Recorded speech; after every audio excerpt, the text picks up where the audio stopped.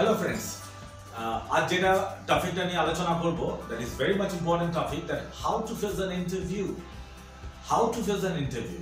এই যে ইন্টারভিউ দিতে যাওয়ার আগে প্রতিটা স্টুডেন্টের প্রতিটা ক্যান্ডিডেটের একটা মনের মধ্যে প্রশ্ন চলে। সেই প্রশ্নটা হচ্ছে যে কিভাবে আমি এর প্রিপারেশন নেব। প্রিপারেশনটা সবথেকে বড় জিনিস, কিন্তু ফ্যাক্ট হচ্ছে আমরা প্রিপারেশন নেবার আগেতেই কতগুলো জিনিস মাথায় ভেবে বসি। সেগুলো কি? আমরা অনেক সময় আশেপাশে প্রচুর ধরনের লোকজন থাকে, তারা অনেকেই বলে, আমাদেরকে সাজেস্ট করে যে নিজের কনফিডেন্স লেভেলটা ঠিক রাখ। দেখো, তুমি যদি সবসময় ভাবো যে আমি আমার কনফিডেন্স লেভেলটা ঠিক রাখবো, তাহলে কি হয়? তুমি যদি এটা ভেবে বসো যে আমি কনফিডেন্স রাখলেই আমি চাকরিটা পেয়ে যাব, তাহলে কিন্তু এটা ওভার কনফিডেন্স। ডেফিনেটলি এই ওভার কনফিডেন্সে কিন্তু চাকরিটা না পাওয়ার সম্ভাবনা অনেক বেশি থাকবে। কিন্তু আবার যদি তুমি ভাবো যে আমি কি পেতে পারি, অর্থাৎ এটা নেগেটিভিটি থেকে আসে, তুমি যদি নেগেটিভ মাইন্ডের হও এই জায়গাটায়, তাহলে কিন্তু তুমি আবার চাকরিটা পেতে তোমার আরো চাপ হয়ে যাবে, মানে অলমোস্ট নো। তো ফ্যাক্ট হচ্ছে যে লেস কনফিডেন্ট আর ওভার কনফিডেন্ট এই দুটো ক্ষেত্রেই কিন্তু মানে প্রচণ্ডভাবে চাকরি না পাওয়ার পসিবিলিটিটা অনেক বেশি বেড়ে যাবে।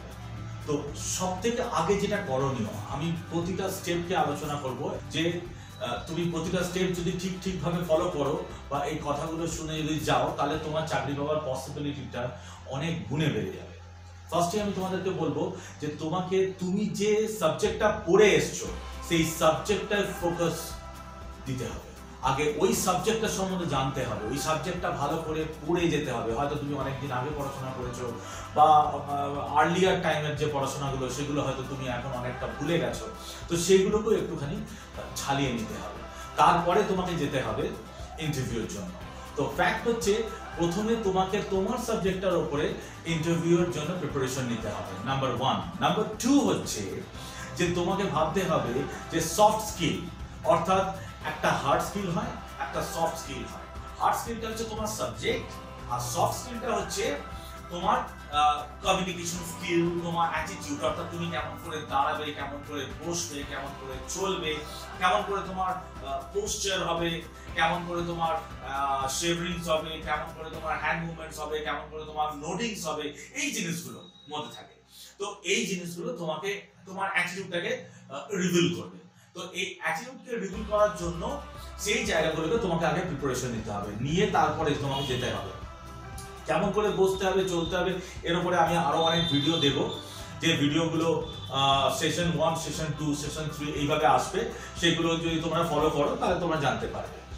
আমি এই ভিডিওতে যেটা মেইনলি তোমাদেরকে বলতে চাইছি সেটা হচ্ছে ইন্টারভিউ যাবার আগে তোমাকে যে কোম্পানির জন্য গেছো সেই কোম্পানির ওয়েবসাইট থেকে হোক বা যেখান থেকে হোক, এখন তো ইন্টারনেটের মাধ্যমে তুমি সবকিছু জানতে পারবে কোম্পানি কি কাজ করে। বেসিক্যালি যদি সেল করে তাহলে প্রোডাক্ট সেল করে না সার্ভিস সেল করে, সার্ভিস আর প্রোডাক্টের মধ্যে অনেক পার্থক্য আছে, সেই জায়গাগুলো। এবং লাস্টে তোমাকে জানতে হবে যে আমাকে যে প্রোফাইলের জন্য নিচ্ছে, অর্থাৎ তোমাকে যে প্রোফাইলের জন্য নিচ্ছে সেই প্রোফাইলের কাজটা কি, অরিজিনালি প্রোফাইলটা কি, অর্থাৎ তুমি কিভাবে সেই কাজটা করবে, কি ধরনের কাজটা করবে, সেই জিনিসগুলো তোমাকে একটু জানতে হবে। তাহলেই তুমি তোমার যে অরিজিনালি তোমার যে স্কিলটা থাকবে সেই স্কিলটা ওদের ওই রিকোয়ারমেন্ট অনুযায়ী ম্যাচ করছে কিনা সেই জিনিসটা তুমি রিলেট করতে পারবে। আর যদি তুমি রিলেট করতে পারো তাহলেই তুমি কিন্তু ইন্টারভিউটা ক্র্যাক করার সম্ভাবনা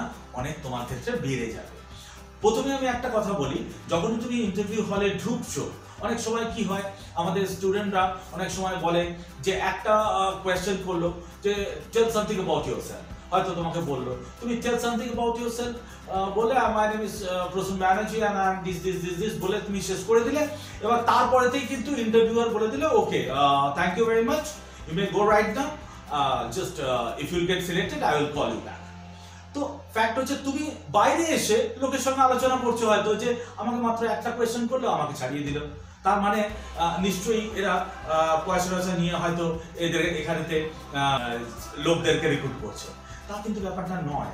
একটা দেখো, একটা HR sir 15, 16, 17 years and more than that also experienced people, number 1। Number 2 হচ্ছে তারা একজন এইচআর, তাদের এই ব্যাপারটা নিয়ে এক্সপার্টিস করা আছে।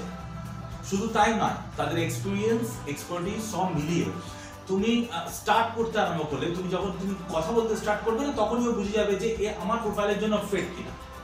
যদি সে ফিট না হয় তাহলে আর শুনে লাভ নেই, কারণ তার অত টাইম নেই তোমার কথা শোনার জন্য। ওরা যদি ফার্স্ট কোয়েশ্চনে স্যাটিসফাইড হয় দেন সেকেন্ড কোয়েশ্চনে যাবে, সেকেন্ড কোয়েশ্চন স্যাটিসফাইড হলে দেন থার্ড কোয়েশ্চন, থার্ড কোয়েশ্চনে স্যাটিসফাইড হলে দেন ফোর্থ কোয়েশ্চনে।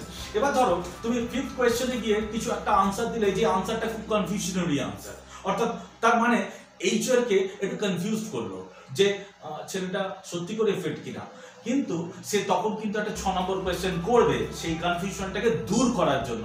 যখনই সে 6 নম্বর কোয়েশ্চেনটাকে তোমাকে করবে এবং সেখান থেকে একটা স্যাটিসফাইড আনসার পেলো, তখনই সে 7 নম্বর কোয়েশ্চেনে চলে যাবে। এইভাবে আস্তে আস্তে, তার মানে তোমার ইন্টারভিউ দেবার টাইমটা যতটা বাড়বে, যে স্প্যানটা যতটা বাড়বে, তত তোমার পসিবিলিটি, চাকরিটা পাওয়ার পসিবিলিটিটা বেড়ে যাচ্ছে।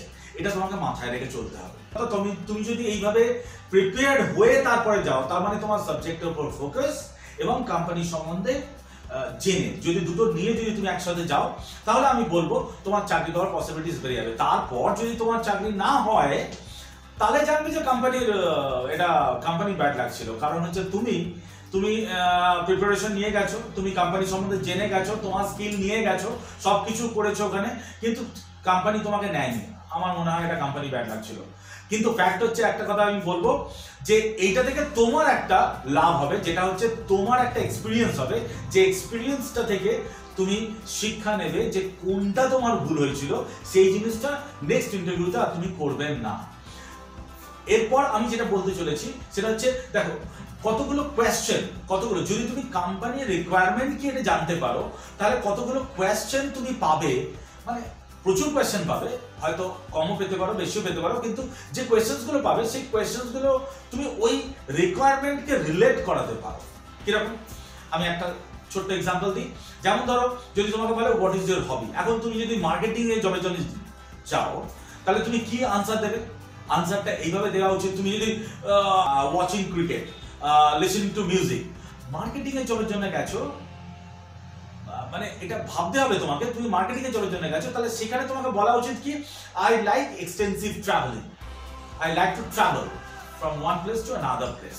তো এই জিনিসটা বললে সঙ্গে সঙ্গে কিন্তু রিকোয়ারমেন্টের সাথে তোমার স্কিল বলো বা তোমার হবি বলো, যেটাই বলো, সেটা রিলেট করতে পারছে বা ফিট হচ্ছে। ধরো তুমি আইটি কোম্পানিতে কাজ করো, তুমি একজন ইঞ্জিনিয়ার, তো ইঞ্জিনিয়ার তুমি হঠাৎ বললে মাই হবি ইজ প্লেইং ক্রিকেট। এবার ধরো সকাল 10টা থেকে তুমি বিকেল 5টা 6টা পর্যন্ত কাজ করছো, সেই সময় তোমাকে একটা ওভারটাইম দেওয়া হয়েছে 4 ঘন্টা কি 3 ঘন্টা, হতেই পারে, কোম্পানি তোমাকে ওভারটাইম দিতেই পারে, তো তুমি ওভারটাইম নিচ্ছ। তো তোমার মধ্যখানে একটা 15 মিনিটসের একটা স্প্যান রয়েছে, যে স্প্যানটাই তোমাকে রিল্যাক্স করবে, কারণ 8 ঘন্টা ধরে তুমি ডিউটি করছো কি 9 ঘন্টা ডিউটি করছো, তুমি অবশ্যই ফ্যাটিক বা টায়ার্ড।